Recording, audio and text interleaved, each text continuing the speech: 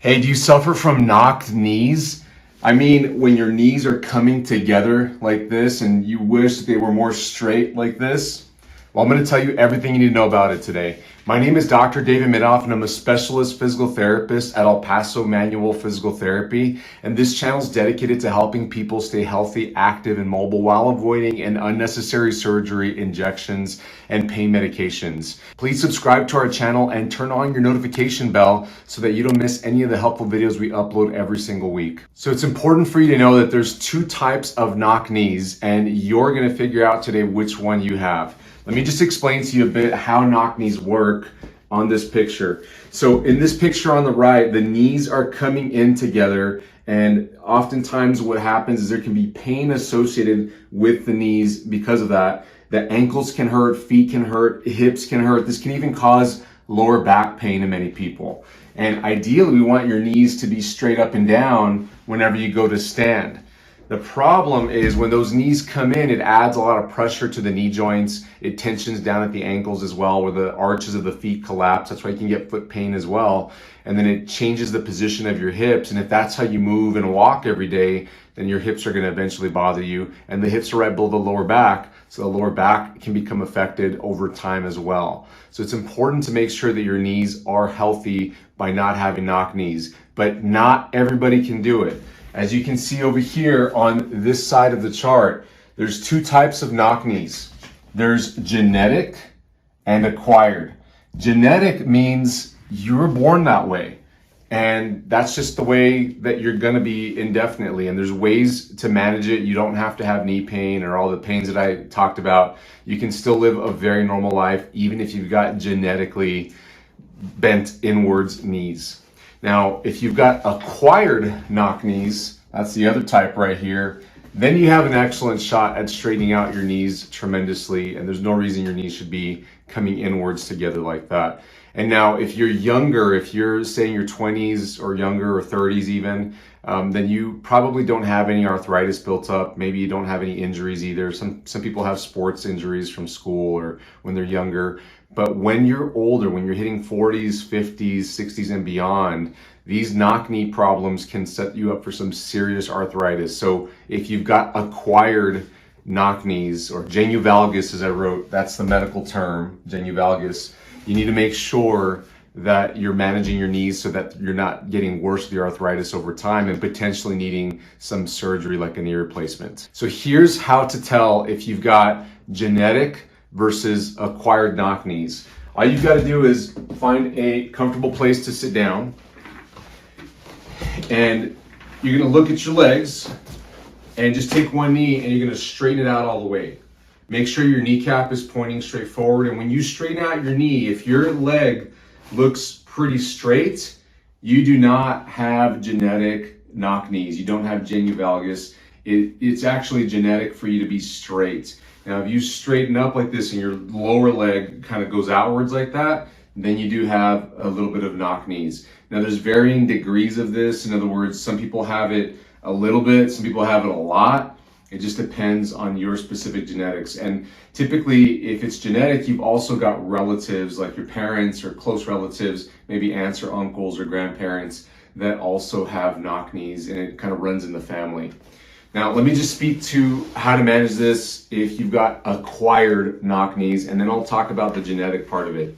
If you've got acquired knock knees, that means that you've got some weaknesses somewhere, either in the hip or the foot or the thigh muscles or some combination of those three spots that are causing your knee to want to go inwards. And you literally don't have enough strength or control when you're standing and moving around to hold your leg straight. You're so weak that your leg wants to cave in on one side or both sides. And just to show you this a bit more in detail, I'm going to stand up on the table so that you can see my foot and legs. I'm pretty straight, and obviously I'm a physical therapist, so I think about all this stuff all the time. But when I stand up straight, I do not have genu valgus or knock knees. My knees don't do this bit here. But if your foot muscles are weak and you're arched, then that causes your ankle to collapse. If both ankles collapse, you can see my knees want to come inwards like that. So having good foot strength is very important.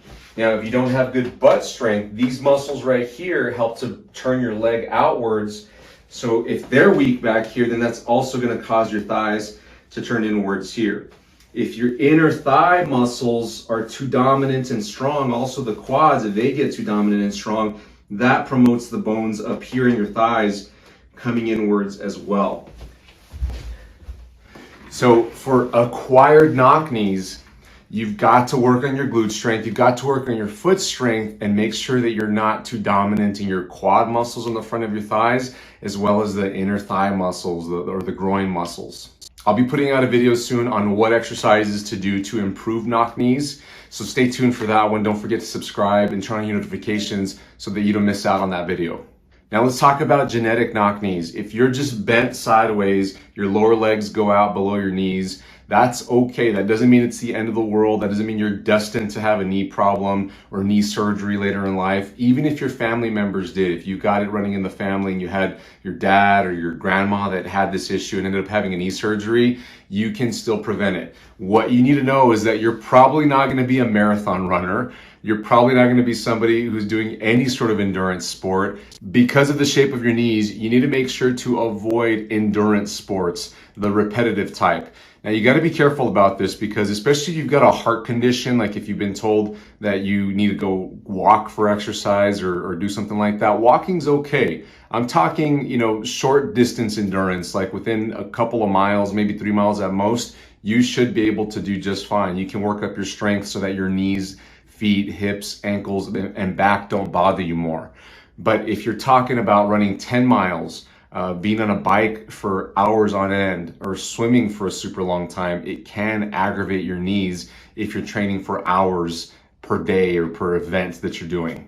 Just like I showed you the foot muscles, the hip muscles, the glutes, and then the muscles that get tight or short on the front of the thighs and on the inside of the thighs, you've still got to worry about these muscles. You got to keep strong glutes. You got to keep strong foot muscles because your knee's already bent inwards. And if you don't protect it from going even further inwards, you're just asking for some sort of injury to develop over time or maybe all of a sudden. You just got less margin for error. So you've got to make sure you keep great glute strength, great foot strength. It may be beneficial for you to use very supportive shoes that have a little bit of an arch support. Don't overdo it with arch supports. A little bit goes a long way. And then also make sure that your inner thigh muscles and your quads don't get too active or too tight.